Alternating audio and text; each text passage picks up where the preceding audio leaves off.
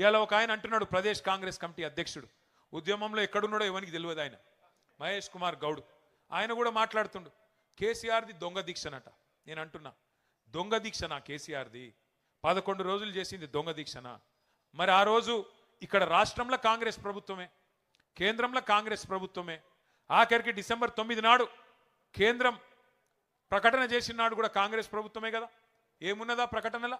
ఏమన్నాడు చిదంబరం గారు? తెలంగాణ ప్రక్రియ ప్రారంభిస్తున్నాం, కేసీఆర్కు విజ్ఞప్తి చేస్తున్నాం, మీ ప్రాణం ముఖ్యం, దయచేసి దీక్ష విరమించండి అని మీ నాయకుడు, మీ కేంద్ర హోంమంత్రే కదా చెప్పింది. అప్పుడు ఎక్కడ పోయినాయి మీ తెలివితేటలు?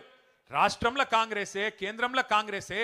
మరి దీక్ష దొంగ దీక్ష అయితే ఎందుకు విజ్ఞప్తి చేసిండ్రు కేసీఆర్ గారు దీక్ష విరమించాలని? ఇవాళ మాట్లాడడానికి సిగ్గుందా అని నేను అడుగుతా ఉన్నా. దీక్షను దొంగ దీక్ష అని అవమానం చేయడానికి మీకేమైనా ఇంగితం ఉందా, సంస్కారం ఉందా? నీ పార్టీకి కానీ నీకు కానీ తిట్టాలంటే ఇప్పుడే మా సీనన్న చెప్పిండు, మేము నోరు తెరిస్తే మీరు మరి చెవులు మూసుకోవాల్సి వస్తుంది, రక్తం గారుతుంది చెవులకి వెళ్ళి. కానీ మేము మీలాగా సంస్కారహీనులం కాదు. తప్పకుండా ప్రజల తరపునే ఉంటాం, కొట్లాడుతూనే ఉంటాం.